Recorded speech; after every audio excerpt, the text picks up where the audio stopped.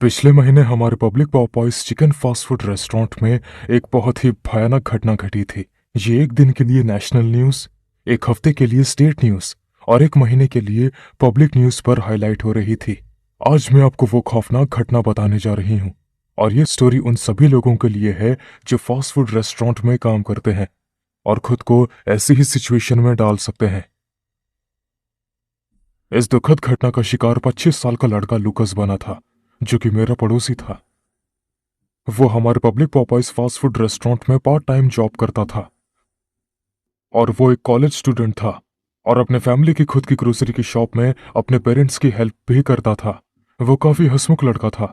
वो हमेशा हंसता मुस्कुराता रहता था और लाइफ को लेकर उसका एटीट्यूड काफी पॉजिटिव था। उसका फ्यूचर बहुत ब्राइट था। आमतौर पर वीकेंड पर जब लुकस के पास कॉलेज के लेक्चर नहीं होते थे और वो अपनी फैमिली की ग्रोसरी शॉप में काम नहीं कर रहा होता था, तो उसने अपने अगले साल के ट्यूशन के लिए कुछ पैसे डिपॉजिट करवाने के लिए लोकल पॉपाइज में जॉब करनी शुरू कर दी थी।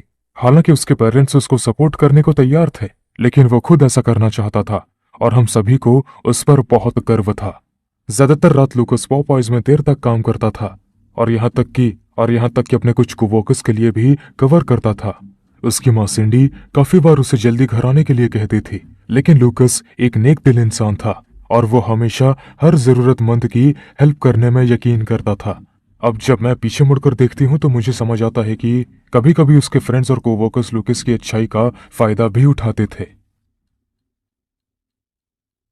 तो उस रात उसके कोवर्कर को एक फैमिली फंक्शन में शामिल होना पड़ा। लुकस ने अपनी नाइट शिफ्ट के लिए अप्लाई किया हुआ था। ज्यादातर नाइट शिफ्ट में उसके पॉपॉइज रेस्टोरेंट को रॉ मटेरियल की डिलीवरी मिलती थी, जैसे कि ब्रेड, मसाले, सॉस, मांस, चिकन और बाकी चीजें। ये डिलीवरी एक स्टाफ मेंबर को लेनी होती थी और उसे डिलीवरी रसीद पर साइन करना होता था। लुकस ने पहले भी ऐसा कई बार किया था और वो जानता था कि क्या करना है।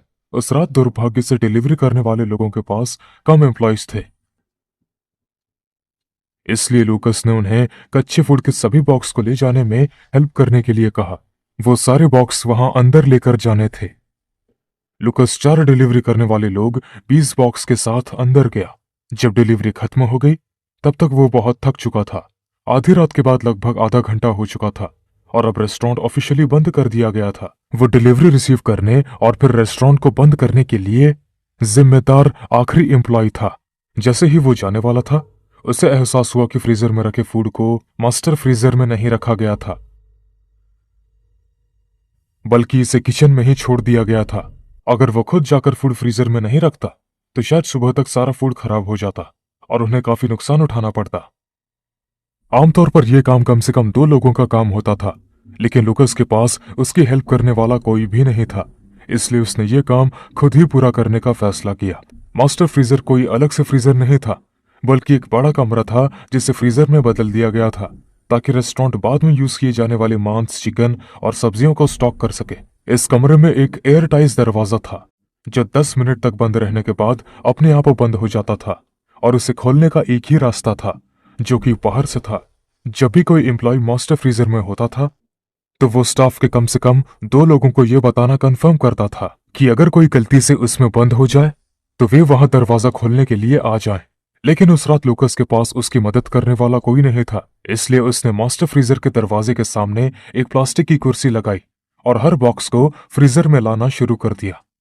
उसे उनमें से कम 15 डिब्बे फ्रीजर में ले जाने थे और वे सभी डिब्बे कई पाउंड भारी और नाजुक थे, इसलिए उसे इसके बारे में बहुत सावधान रहना पड़ा। उसने पहले अपने पेरेंट्स को मैसेज भेजा था कि वो जल्द ही घर आ जाएगा, लेकिन उस सिचुएशन को देखते हुए उसे पता था कि घर पहुंचने में अभी थोड़ा वक्त लग जाएगा। फिर भी उसने बिल्कुल भी काम से मुंह नहीं फेरा और काम करना शुरू कर दिया। लगभग 60 डिब्बों के बाद वो बेहद थक गया था और उसने थोड़ा पानी पीने का सोचा। वो किचन में चला गया और काम पर वापस जाने से पहले कुछ मिनटों के लिए वहां आराम किया। उसके पास फ्रीजर में ले जाने के लिए 8 और बक्से थे। काम के लगभग आधे रास्ते में रेफ्रिजरेटर ने बीप करना शुरू कर दिया, क्योंकि इसे अभी कुछ ज्यादा टाइम के लिए खुला रखा गया था। बीपिंग ने टेम्परेचर बढ़ने का सिग्नल दिया। इसके अलावा सिर्फ कुछ बॉक्स ही बाहर रह गए थे, इसलिए लुकास ने दरवाजा बंद कर दिया और जब भी उसे कोई बॉक्स अंदर ले जाना होता था तो वो दरवाजा खोल देता था जब सिर्फ एक आखिरी बॉक्स बचा था तो लुकास इतना थक गया था और पसीने से लथपथ था कि उसने अपनी सांस लेने और ठंडक पाने के लिए फ्रीजर में ही वेट करने का सोचा। तभी उसने कुछ और बीप सुनी। उसकी आंखें चौड़ी हो गई क्योंकि उसे पता था कि उन बीप का क्या मतलब है। अनजाने में वो 10 मिनट से ज्यादा वक्त तक मास्टर फ्रीजर में खड़ा रहा और अब दरवाजा बंद हो चुका था और वो जानता था कि उसके पास तब तक बाहर निकलने का कोई रास्ता नहीं बचा है जब तक कि कोई उसे बाहर ना निकाल दे, जब तक कि कोई बाहर से दरवाजा ना खोलता। वो रात उसकी लाइफ की सबसे तकलीफ देने वाली रात थी और आखिरी भी।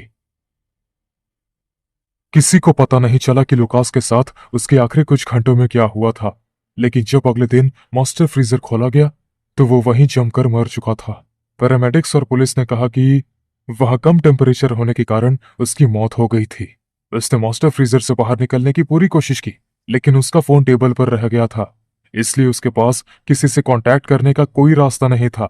उसने फ्रीजर में पंखे को घूमने से रोकने की कोशिश की थी, लेकिन एंड में वो बचाव के लिए कुछ भी नहीं कर सका। उसकी स्किन मेटल की जमीन से चिपकी हुई थी जिस पर वो लेटा हुआ पाया गया था।